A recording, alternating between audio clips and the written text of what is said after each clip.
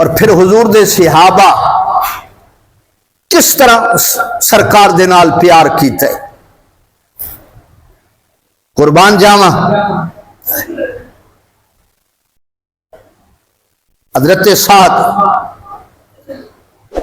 کلمہ پڑھیا، اللہ اکبر کبیرہ، کلمہ پڑھیا، ماں نے ہڑتال کر دی، ماں کوئی کھا پی نہیں رہی، نہ ماں خاموش ہے. حضرت سعد آئے، آکھیا امی کھاؤ پیو. ماں نے آکھیا نہیں، کلمہ محمد عربی دا پڑھے صلی اللہ تے کھانے مینوں کھلا میں ادو تک نہیں کھانا جدو تک دامن مصطفیٰ نہیں چھوڑنا.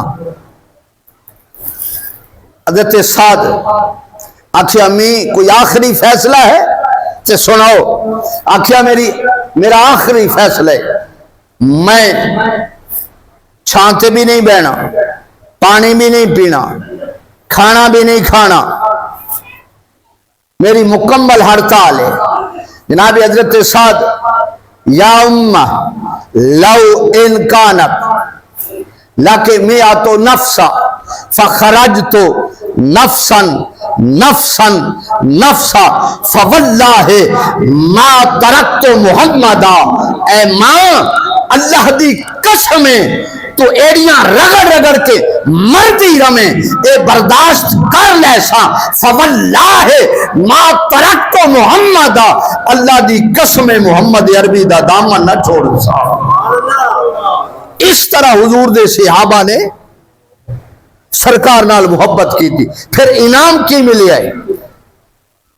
علامہ اسماعیل حقی مصری افندی صاحب روح البیان نے لکھے کہ پھر جو سرکار دی بارگاہ چو انعام ملے آئے اور امام بخاری حدیث لے کے آئے کہ سعد حضور دیو غلام نو جس واسطے سرکار نے اپنے ماں باپ نو جمع فرمائے، ماں باپ نو جمع فرمائے.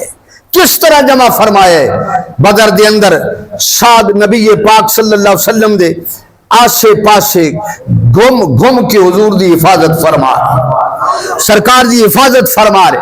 جناب سعد دشمن وال تیر مار دیں نہ تیر چلان دیں تو حضور فرمان دیں ارما یا سعد فدا کا ابی و امی. سعد میرے ماں باپ تیرے تھے قربان ہو جان انہوں ماں. اللہ اکبر کبیرہ. اس غلام دی عظمت دا کون اندازہ لگا سکتا ہے جن حضور فرما رہے ہیں کہ سعد میرے ماں باپ تیرے تے قربان ہو جا، میرے ماں باپ. اور علامہ اسماعیل حقی مصری افندی آپ نے لکھی ہے کہ بدر دے موقع تے حضرت سعد نے 1000 تیر دشمنوں نو مارے ہے. کتنا؟ 1000. تو 1000 مرتبہ حضور فرمایا سعد میرے ماں باپ تیرے تے قربان ہو جا. اللہ اکبر کبیر.